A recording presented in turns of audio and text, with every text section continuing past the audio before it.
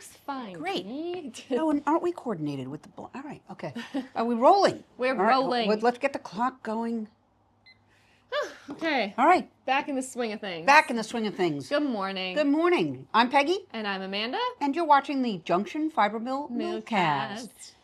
We are a small mill up in White River Junction, hence Junction Fiber Mill. White River Junction, Vermont, about halfway up the state on the eastern side. And yeah, what more can we say? We make yarn. We make yarn. We are a fiber in terms of wool mill. Yeah. Not, I think everyone who's here knows that, but occasionally don't you get it when you go to say what you do for a living? People are like, fiber mill. I was thinking quinoa or like... Yeah. A flour mill or something. Yeah, what I love is that, do you do dog hair? No, we don't do dog hair. Anyway. Not even your special dog. Not even your special dog. Yeesh. No, we don't do right. dog hair. Anyway, so it's so funny. Last week, you and I both were like, I was in a light linen shirt, and we were like, oh yeah, warm weather's arrived. Summer. And now we're back to wool sweaters. We haven't seen the sun since then, I guess. I don't even think we saw the sun then. It's been basically since I got back from France. It's just been nonstop rain and clouds. We had a warm day, and then the cold hit in. And of the forecast, I was watching WCAX, which is our CBS affiliate, comes out of Burlington. Anyway, their forecaster is saying snow. What? Well, higher elevation. Town. Higher elevations. God. But I'm telling you, I am so glad that I did not plant my dahlias. I haven't just planted saying. anything just for other reasons, Well, but there we go. Pat. Yeah, I haven't. I'm just glad I didn't put those in the ground because they would struggle. Yeah. Anyway, yeah, how you doing? I'm weird this morning. Yeah. Because Cody and the kids left me for a trip, and I'm not coming on said trip, and it's really weird. So I helped them load up in the car at about 7 a.m., and they're off to Boston to fly out to go to Minnesota. It's very brave of him. I don't know when I had tried to visualize Cody walking through the airport with 2 kids and the suitcase for all... Okay, let me tell you, I wish I had a picture. I'm curious to hear how the trip's gonna go. He packed not 2, but 3 humans into a wheelie bag this size. What? It fits in the overhead compartment. Wait a But it's Maeve's suitcase. He packed everyone in Maeve's suitcase. Including himself? Including himself. For how many nights? Just wait. 4. For 4 nights? And instead of bringing the diaper bag, he put 4 diapers each in Maeve's tiny backpack I made her. Yeah. And then their toys and whatever. And I think Maeve maybe has a little tiny shoulder bag with some toys for Lewis in it. And that's it. Other than he also has to bring a car seat because they only have one in Minnesota. So I'm just he was last night kind of freaking out about what are we going to do about the car seat because his parents had bought 1 car seat, and the last time we visited, Lewis was still small enough to travel in the... It was like a bucket? in the infant thing. And now they both need the car seat. So anyways, you can check them for free according to the website of the airline. And he has a little bag he can put it in, but it doesn't have a backpack. It has 1 strap on it. Anyways, car seats are heavy. So I was like, what are you going to do? You have 2 kids, a stroller, this car seat, the suitcase, whatever. You're going to have to get from the car where you're parking to at least the checked luggage spot. Yeah, you just drop the kids at the curb and say, stay right here. Let's find a good stay stranger. right here. And I'll be right back. So anyways, he will manage, but I looked at his luggage. I was like, you're bringing Maeve's wheelie suitcase that we got for France, plus her backpack. That's it. Okay. Hey, you know what? It's called Walmart. They'll figure it out. Yeah. And thankfully, it's a 1 flight, and his parents live in the Twin Cities, so they'll be able to meet them at the airport, and they will figure it out. But he's going back for a family reunion, and I'm staying here to take care of all the other living things. That's my story. Yeah. Nobody takes care of fully grown sheep better than you. Oh my God, I haven't touched those sheep in 2 years. So she's gonna go to check on them. They're all gonna look at her. Who are you? Who are you? Yeah, we are nervous.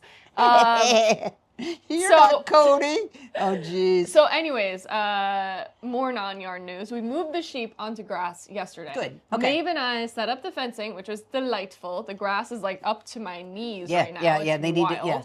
Yeah. And we moved them. I put them in a spot Cody got home. He's like, I wouldn't have chosen that spot, but I was like, these Good are word my choices sheep right now. Yep.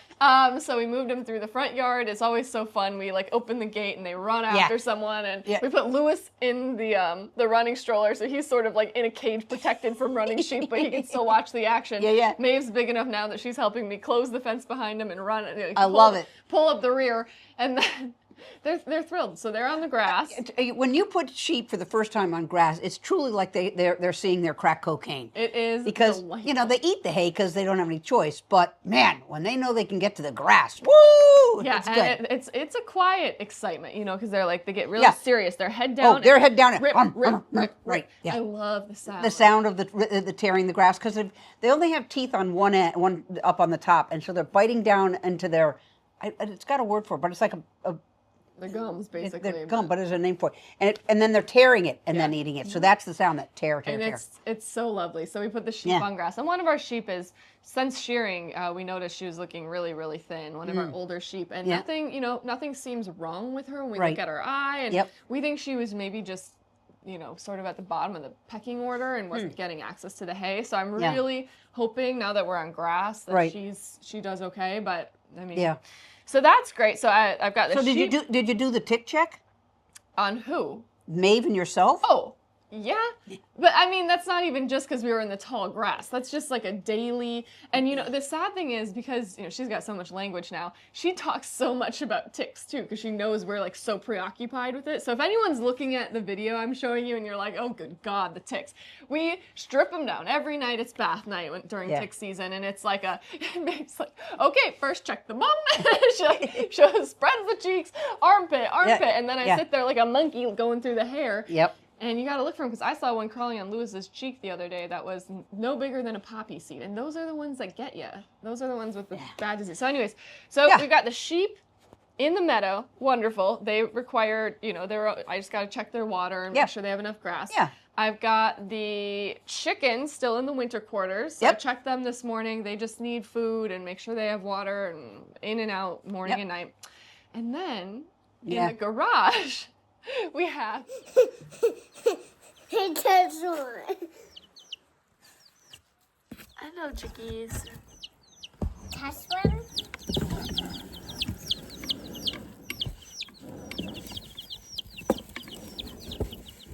Ooh. Nice. I'm taking my backpack off today. Okay. I'm too warm with my jacket on.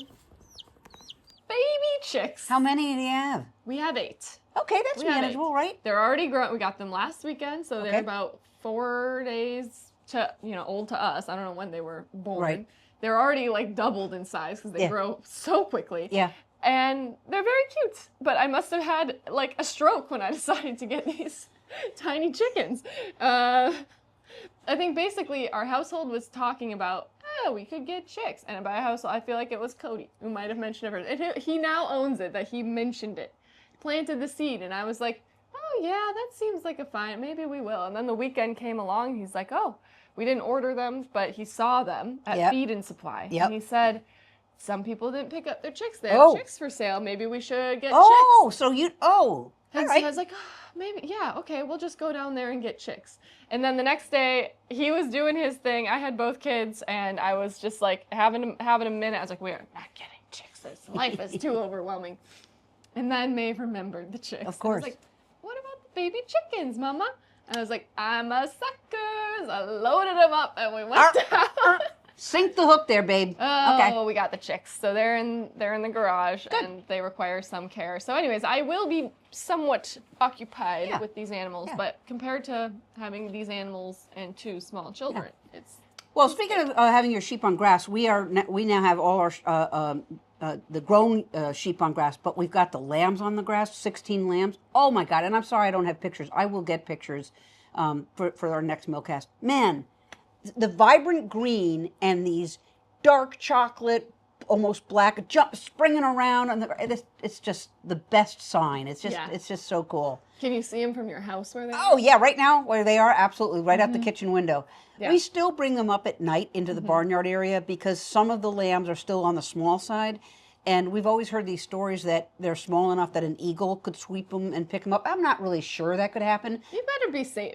Yeah, I think a couple more weeks we'll continue to bring them up, but there'll come a point where we're like, you're tough enough. You've got it figured out. And they'll always be able to go up to the barn, but we won't make certain they did come up. Okay. But we'll see. Yeah, we've just got our little like mobile shade structure. Right. They won't see the winter quarters, as we call them, till winter or Right. fall. We long time ago we had that portable, and then we figured out, no, wait a minute, we can always set it up so that no matter what paddock they're on, we can set it up so there's a route, a pathway to the barn, and that we've done for a couple of years, and that's worked out really well. But anyway, enough about non-yarn. Well, it's sheep. It's related. It's sheep. It's This farm. is true. This is true. It's related. It Yeah. got us into this. Yeah. Hey, we're recording this before the open house, but we know the open house was great. So people Thank you so much came to the open house. Yeah, who made it out? Yeah. I wasn't there, but you and Eileen took over. Mm-hmm. Hopefully you got a great tour from Eileen. She does like doing the tours. Yeah. Oh, thanks. you sometimes do them. I occasionally jump in, but mostly I like to sit back here and chit chat with people and run the good. register. And Yeah, I'm sorry, I got something itchy in my eyes. Yeah, so That's all right. thanks for coming to the open house. Yeah. Drum roll. Drum roll. I am so excited about this. All right, here's our latest and greatest, folks. Yeah. We've got Mill Blend, and this one is a warm blend. Look at this. I just don't know if you're going to be able to see it here. So what this is, and we've talked about it before, is we have a base of natural colors, and these are, when I say scraps, it doesn't mean broken pieces, but the fiber that gets collected as it's going through the different steps. It's still clean, but it's not part of the yarn that's being made. We save it, and it takes a while. It can take, 4 to 6 months to collect this natural color. And then at the same time, in the machine that we spin in it, you've maybe seen Amanda do it where she opened up the door. We suck, when we're making tracks, we're sucking in those extra fibers, and we save them, and we sort them with warm and cool. This is going to be so much fun. This is going to be Mill Blend with our warm scraps from making tracks. Take a look at this. We got it going on the carder, all kinds of colors. There's a little bit of purple, but lots of yellows, oranges, reds, plus the natural colors of the natural fibers that we've been working with. And it's just going to make fabulous yarn. And is this the first time we've done cool with the gray? This is warm. Yeah, warm. Warm, rather? Yeah, this is the first warm blend. Usually we were just doing our natural colors and then blending them into a gray. And then last time we did Mill Blend, we chose the cool colors, so all the blues, greens, purples. And this is all of the reds, oranges, yellows, pinks, blended together with a little bit of natural. And if as you well. look up close, you can see all the different colors. It's just so cool. And I would say Dusty Rose. Dusty Rose was what you were, it is when you pull it back and you're just seeing it all blended, like an impressionist painting, yes. It's a Dusty Rose. But if you're going to be knitting with it, you're going to have the fun of just discovering all these colors. We should say, we're talking about like a lot of different fibers going into a batch, but throughout the batch, it's utterly consistent. So these skeins are 100% blended. When you stand back and look at them, they look identical. So there is no variegation in here. And we've done it in our sport weight. Yes. And man, it is absolutely spectacular. And I think I looked through what we have. Yeah. I have some pairings I want to suggest. My favorite, if you love solids, is, and this Mill Blend is rather heathered, is to knit it with our forest-colored that's yummy. Roots Light, which I just think that this goes really. You can do it with undyed as well if you want a white. If you want like a brighter, neutral, all neutrals would go with this. And as far as variegation, on a similar vein, we have. I thought the Winterberry too. Yeah. Looks so lovely with that. So, and here you get some of the pinks and stuff that'll knit up really well with Winterberry looks this. good. I also thought Day's End.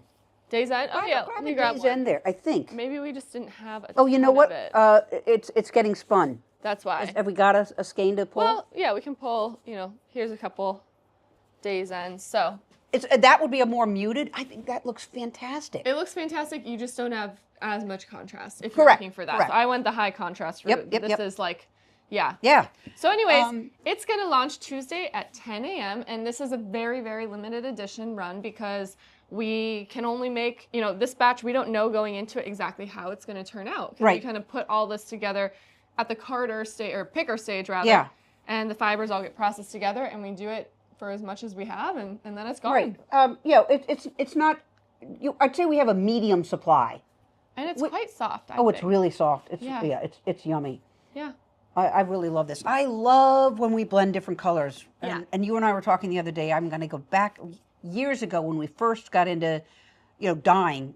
I played around with dyeing and blending a heathered color. And when I saw this getting spun, I go, gosh, I got to go back to doing more of that. It's a bit like mixing paint, right? Yes. You start with your different palette, and then actually throughout the equipment, you're mixing all those different fibers so that when you hold it from afar, you actually see. I mean, the difference, I guess, is paint kind of gets more completely blended, whereas the individual fibers maintain their colors. Right. So when you look very close up, you see the different colors, but far away, it looks like one uniform color. And that's sort of the hallmark of Impressionist painting, in that they don't thoroughly blend all the time. And if you lean in, you see the different colors, but when you pull back, it's all happening.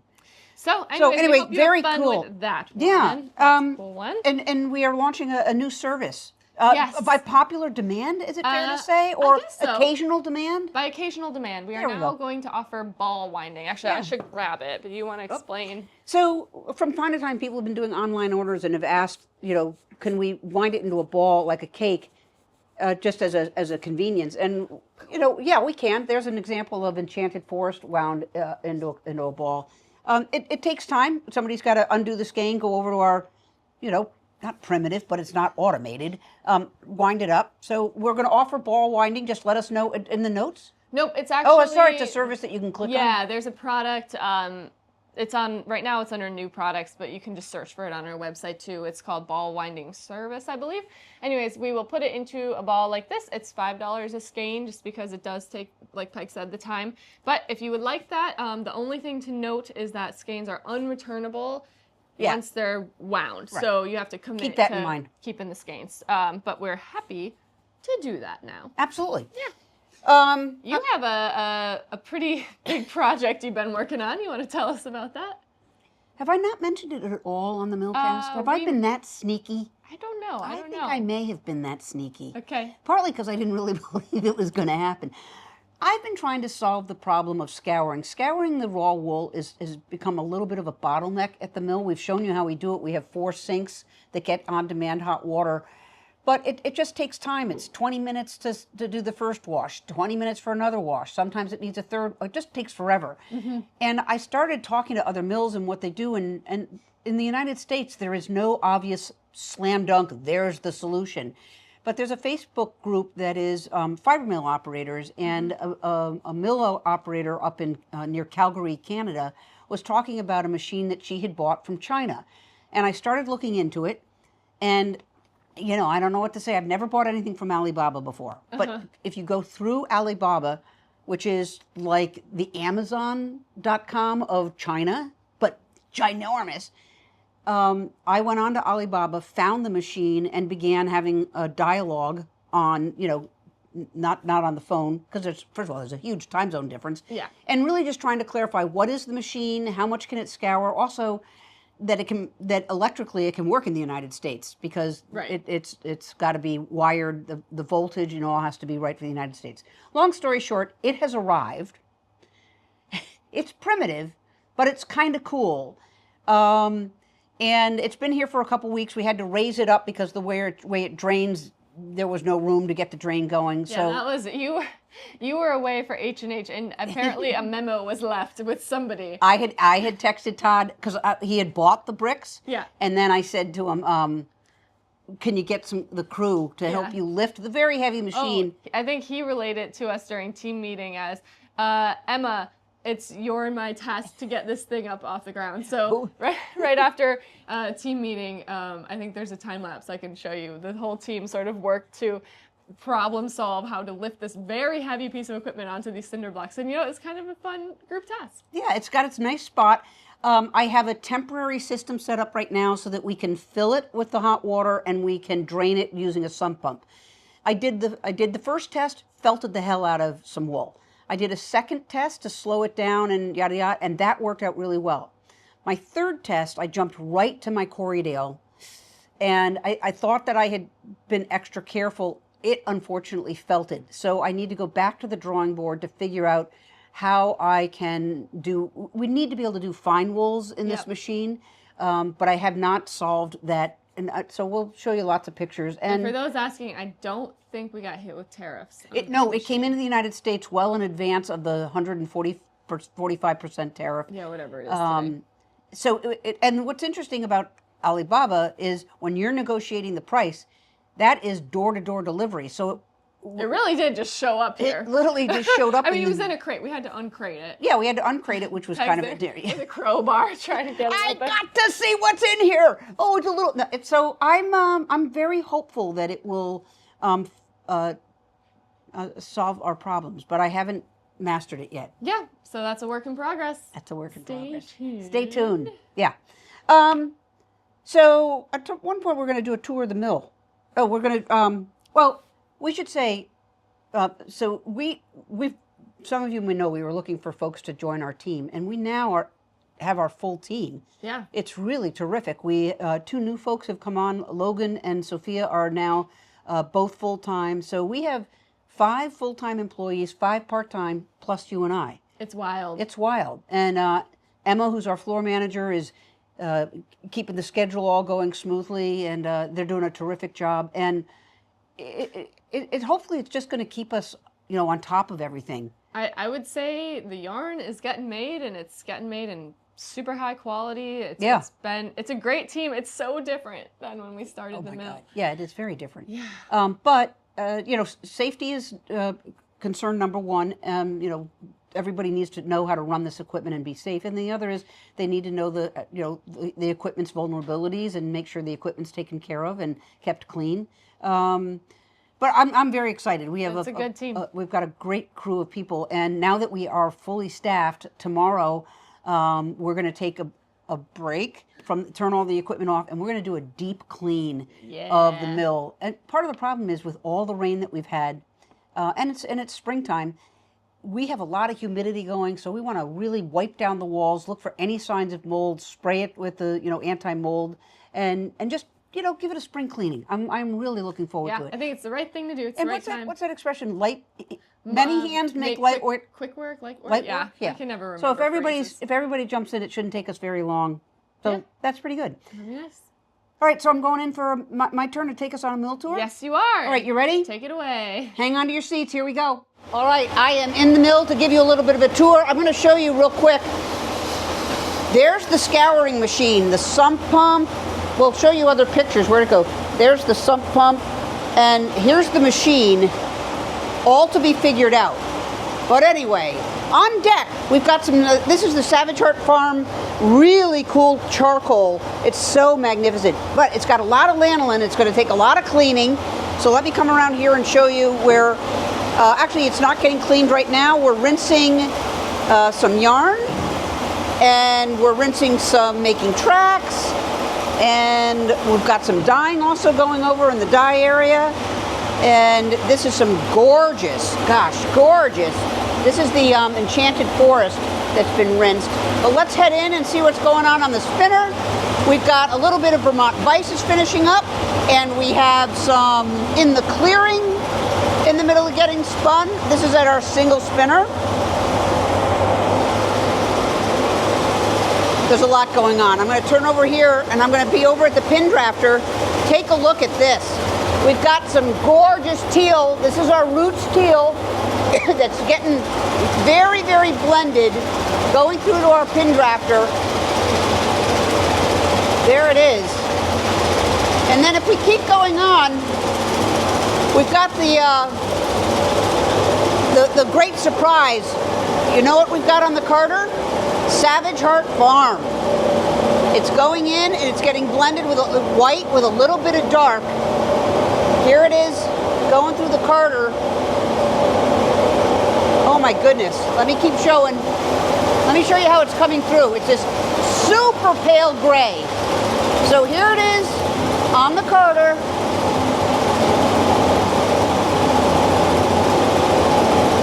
Coming off. And oh my goodness, the super light gray. And it's going up and down into the can coiler. Let me see if I can show you it filling up in the can coiler there. It's hard to see. But that That is one of the 3 different colors we're going to have at Savage Heart Farm, which is going to take us a while to get done. But man, it's absolutely gorgeous. All right, that is the conclusion of our mill tour. Savage Heart Farm. It's going to take a while to get it all done, but it's very fun to see it going in. Yeah. So, yep, that was the mill tour. You knitting anything? I sure am. I'm really excited to show wow. you. I have cast off on the bottom of my sweater vest, excuse me. Yeah. I don't even have sleeves to do. I think it's, I went by the measurements. This is the Petite Knit Stockholm slipover, I believe. Yep. I went by the measurements. I think it's like a little on the shorter side, but I think it'll be cute with like high-waisted pants like I tend to wear. So it's shorter than some of my sweaters. I just ran into an annoying problem last night, though. I'm doing the V-neck. Yeah. And it only took me last night to get to this, so I guess it's fine. But you're supposed to do a double decrease, and I ended up slanting it. Oh, shoot. Yeah, so I think it's kind of the crux of the pattern. I don't know if you can see it. No, because that's usually a pretty standard thing. Well, I think I just didn't really understand. Like, I basically ended up scooching it, and I should have moved it. I don't know. So I have to maybe look at a video. I think but it's slanted, and that's no good. So do you care, or would you rip it out? Yeah, I do, because I think it's, even though it's so the marled yarn is definitely calling attention away from it. Right. But if you look at the photo of it's a the straight sweater, line. It's a pretty important part of the design. You're looking like right at the tip of that sweater. I'm almost certain in the Ann Budd book of sweaters, there are instructions for that. If you want to compare. I did the decrease correctly. I just didn't decrease it on the correct stitch as I went around and around. Okay. Like, if you think you know what it wasn't clear where. So you put like the marker, but to me it wasn't unclear. Like if you start it, because it involves 3 different stitches. That's right. It's like at what point do you start it? Right. And in a rib. Yeah, it just got a little confusing for me. So I'm gonna rip it out, and you might be wondering what's with the red things. I think I donated my little So when you have to, I hate picking up stitches, but you got to do it for a ton of patterns, right? Right. So I like to divide my work into like sections and then pick up so that I know like, oh, I need to do roughly 20 stitches between here and here. And I didn't have my little knitting safety pins, so I think I donated them to the mill at some point. Oh dear. So I used just some scrap yarn and but so it worked all right. One thing I was kind of also disappointed with is this is actually a different yarn than I knit the whole rest of the sweater out of, because this is a 3-ply that has light, dark, and medium in it, and I thought it might be cool to contrast on the ribbing. But you can barely tell. So now that you say it, I can kind of see it. So I thought it would be a little more dramatically lighter, but the ribbing is going to be just a skosh lighter than the rest of the sweater. Okay. Eh. Do you have more of the 3-ply? Oh, I do. I do. Right. I just thought it would be like, oh, what a cool thing. And the only reason I have this is because I work here, and this was like the end of the spin run from last year. Yeah, exactly. So, anyways, it didn't pop as much as I thought it might, but I feel like you were almost done. Moving along. I also have to do this ribbing on the sleeves, but okay. It's gonna get there. Well, I'm kind of in the same boat. We've been talking about the same things we've been knitting for absolutely forever. I literally haven't. I don't think I've knit. I knit that little tiny gnome hat for the puppet for Maeve. But other than that, it was the Lindell sweater before. Yeah. I knit that hunter hat. So I am almost done. I know it's very boring. I am knitting with the same yarn that you can't buy. Right. You can see I've still got my markers for my decreases. I'm so close. So I've got it here. And for those curious, though, we do have more of this wool, and we will have this yarn. Yes. In the fall. We will have it in the fall. This is Hogwash Farms 3 colors. I've done the collar where you do a stitch with one row of purl, and I think I'm done. I just have to. And I was just making this up, which I tend to do, which is a mistake. Don't I cast it off and then stitch it down? I think so. That's what I would do. A really loose, like the Jenny Surprise cast off, a super loose. I don't know what that is, but yeah. You give it an extra wrap, because I want to make certain it looked right, and I can't really pull it out. I tried it over my own head. Well, I'm sure folks will have some. Yeah, but anyway, this is for my son-in-law, and It looks so great. so close to being done. I just really hope I picked up the right amount of stitches, but yikes, it seemed a little. Well, we're gonna find out. I mean, this is a fun show and tell. We can different cast off methods. So you have. Oh, you did the. I always do the tubular. Yeah. I love it on a rib. And I'm lazy. So The tubular is gorgeous. that's the tubular cast off, which It's very nice. If it's on a 1x1 rib, you're knitting the knits, slipping the pearls all the way around. Then you purl the pearls, slip the knits all the way around, and then you use basically That's your cast off or your cast on? That's the cast off. And Okay, then, and then you go through with the Kitchener, basically Right. a one. But this was cast on for my hem, right? So Oh, that's yeah. I'm starting. Wait a minute. No, this is cast off because I went for the neck down. Yeah. Well, all right, Peg. It was a long time ago. Anyway, I just did the conventional, but I take that back. I did. It looks good. I think I did the Jenny O. It's just that you add an extra loop. I'll have to look that up. Yeah, so that there's plenty of room. And I did the same on the cuffs. Yeah.